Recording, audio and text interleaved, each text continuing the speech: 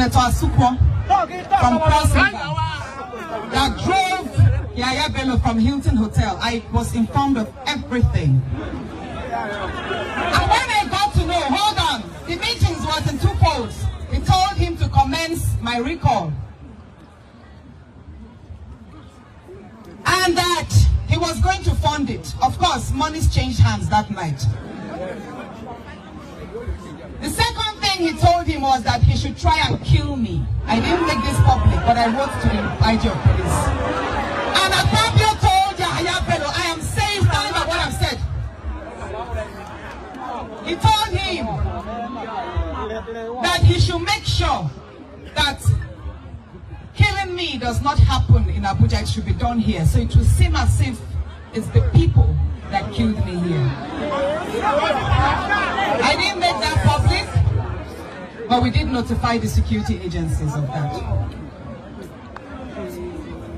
I called on the media houses. I called on This Day, I called on Punch, I called on a number of journalists that I know. I tried to get them publish the information ahead of time. That look, this is the nature of the meeting. They are going to commence my recall. But of course, the print media, if you don't have evidence, they will not be able to put it out. So they said, Natasha, do you have any evidence that your recall is being planned? I said, I don't have any evidence, but I know that the meeting took place and this was what transpired. But you see, 3 days after, the recall started and they called me, oh, you said it. I said, I did tell you that this was going to happen. But what is it now for us? We saw what happened. They came around, deceived our women that there was an empowerment program going on. They told them to come out with their voters card and lined up. They took advantage of our illiteracy. They took advantage of poverty. And to many of you, even those of you who are here, I watched the video of the poor old woman pleading that I should forgive her, that she was told. If you are here, or if her son, whoever it is, tell her I'm not upset. Even if those of you, even if you are here and you actually were cajoled or deceived to sign, I'm not upset with you. Because I know that they will not succeed with that illegal act.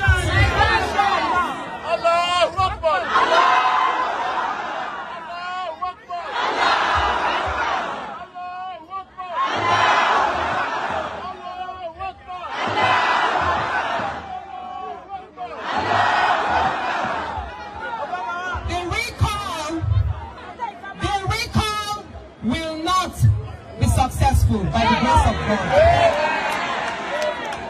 You see, the few videos that circulated and pictures were in Ododo's ward and Yahaya Bello's ward. Most parts of Kogi Central, there was no activity. So what did they do? They went into some rooms and assembled a few of them and started filling in the petitions themselves. That was what they did. And I believe INEC has been notified of this.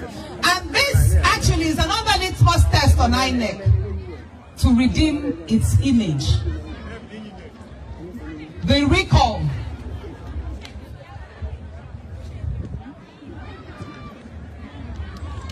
Should I give you the mic? Should I give you the mic to speak?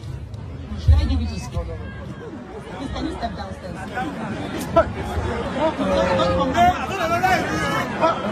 And then the professor.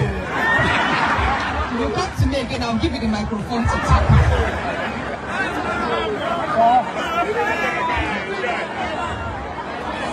So like I said, the whole country and the whole world is on INEC.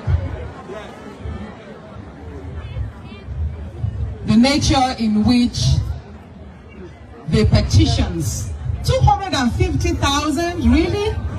250,000 here in Kogi Central came out in just about how many days? In 2 days? In 2 days, 250,000 people came out to sign petitions for the recall of the most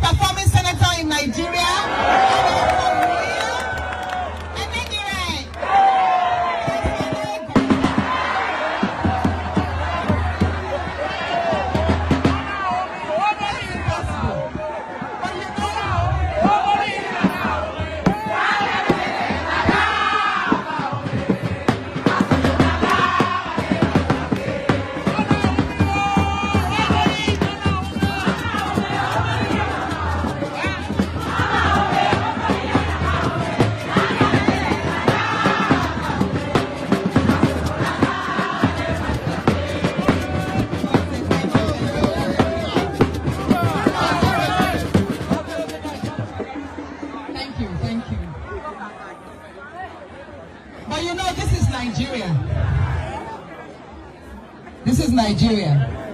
And we're a country trying to strengthen our institutions. But so far right now, our institutions, when I mean institutions, the judiciary, even the security arms, agencies, and INEC itself, they are not perfect. And when something is not perfect and working optimally, that means there are rooms for some, should I say, misadventures to take place. So we must uphold our arms. We have seen, from my own personal perspective, what I see INEC doing is aiding and guiding the petitioners on how to perfect their illicit acts. The first time the petition was submitted, they didn't have address, phone numbers, and all of that. So INEC went out to guide them on how to submit information that will perfect their petition. And what did they do? The petitioners who were from the other party, the APC, now submitted a letterhead.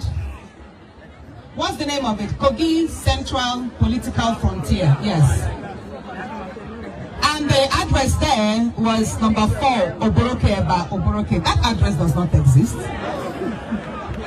And we ran a check on the status of registration of the association, which sponsored my recall, Kogi Central Political Frontier.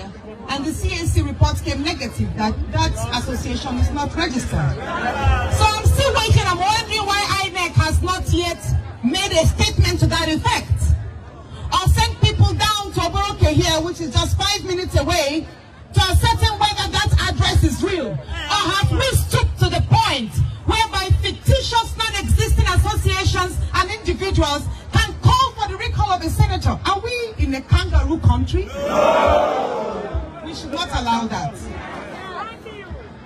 So now, I don't know whether the process will be stalled, but we are in court as well.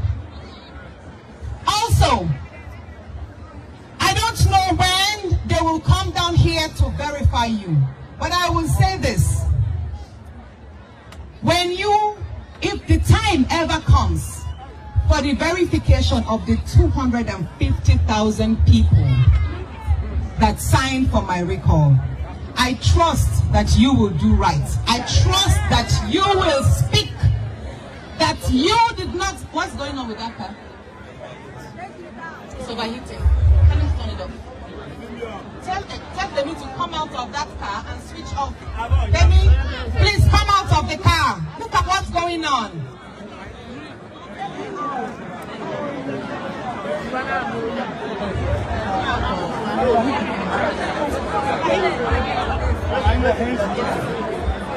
On that day,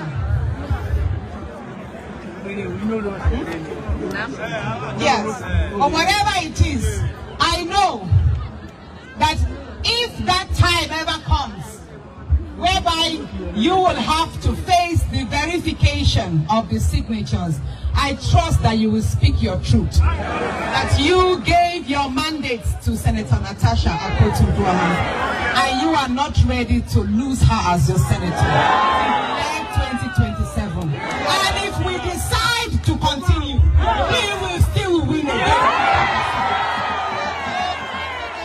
Because we know what we want. And we are tired of suffering from bad leadership. We are tired of being impoverished.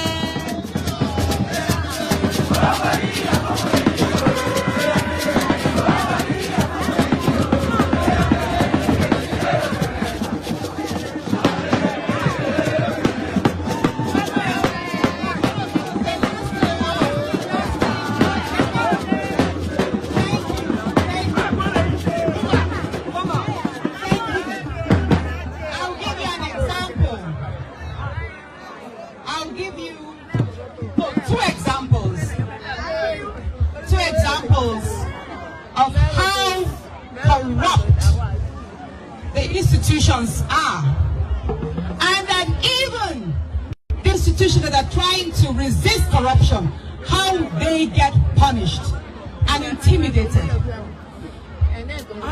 On the 25th of March, that was just last week Tuesday, was supposed to be the final hearing and decision on my suspension at the Federal High Court. You know, we went to court on the suspension. So the judge, Justice Egwato, was supposed to sit, take all the pleadings and decide, which I believe would have been in our favor. And that means we would have had the suspension quashed, and I would have resumed duties at the Senate. But what happened? As soon as the judge resumed, he recused himself from the case. What that means is he withdrew from himself from the case. And why was that? The moment the case was assigned to him, the Senate President wrote a petition against the judge. Wrote a petition to the NJC and the DSS. And we all know why. Maybe the judge refused to play game, and that's why they wanted to take him out. But what I got to know, allegedly, is that the night before the Tuesday, which is Monday the 24th, that some threats were made, and that was why the judge recused himself. Allegedly, I heard so. So what does that tell you? Even though we say judiciary is corrupt, there are some good heads in the judiciary. But again, these good people, they get harassed and intimidated to do bad things. In a way, I would say God bless Justice Egwato. Even though I wish he did not recuse himself, I wish he had the courage to just sit that day and determine the matter on merit. But God bless him anyway. Our case has been assigned to another judge, forgotten her name, a lady. Justice Nyako. Yes, Justice Nyako. And one more thing I was going to say. Yes. You see, the fact that we have leaders, when a person is appointed to a leadership position or elected to a leadership position, that does not mean that they are absolutely right in every decision they make. I was suspended for 6 months, which is against the Constitution. Nigeria's Constitution does not allow the suspension of elected officers. But again, the Senate says it is guided by its rules. But what does the Senate rule provide for suspension of senators? 14 days. It says maximum 14 days. Today is the 26th day. So who else, between myself and the Senate President, Dr. Akpoti, who is in gross violation of the Senate rules? Is it not himself? You see, here you have those in authority violating the Constitution and playing God through abuse of power. That is what is happening.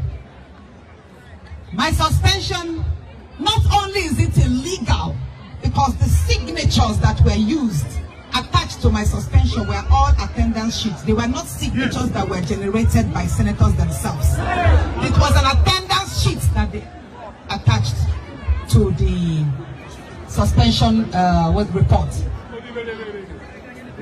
So that suspension itself is saddled with lots of irregularities. And it amounts to gross means they themselves, the entire team that sat on it, and the Senate President, that he was a judge in his own cause.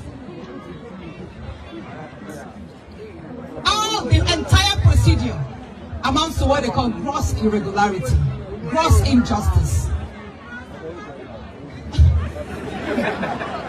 And I know that in the fullness of time, God is going to turn around that for our victory. You see, lies may tarry but for a while. Truth will always prevail. But while we wait unto God, because you see, God does things in miraculous ways. God's time is different. I've had to sit back and ask myself, what have I done wrong? Should I have kept quiet, maybe? But then, how much longer will I keep quiet and watch this man stifle me in that place? Probably almost making me invisible, ineffective there. How long will I keep quiet? Especially when I knew that many women are going through the same thing that I went through there. Many of our daughters who are probably even in universities, no matter how intelligent they are, some lecturers will have asked them to sleep with them before. It's our reality and nobody talks about it enough. Even in the banks or the corporate arena, we have some of our wives, our sisters, our mothers, even though they are married. But you know what? I have spoken the pain, silent pains of many women, and I'm proud I did. Because next time, it will be easier for another woman to do so. And hopefully one day, we will have stronger reforms and laws that will protect women in political spaces, in corporate arena, or in schools everywhere. Our women will feel safe, whether they are married or not. So this is a journey not just for myself, but for all Nigerian women. And I'm grateful for your support. I'm grateful for your love. It's not over yet. Let's join hands together and resist. And we appreciate the good deeds she's doing. And we are connected with her in this journey of progress and economic development. And we will continue praying to God for guidance, for strength, and ultimately peace in our lands. Happy Salah. Happy Salah. Are you happy with the suspension? Are you happy with the suspension? Are you happy with the suspension?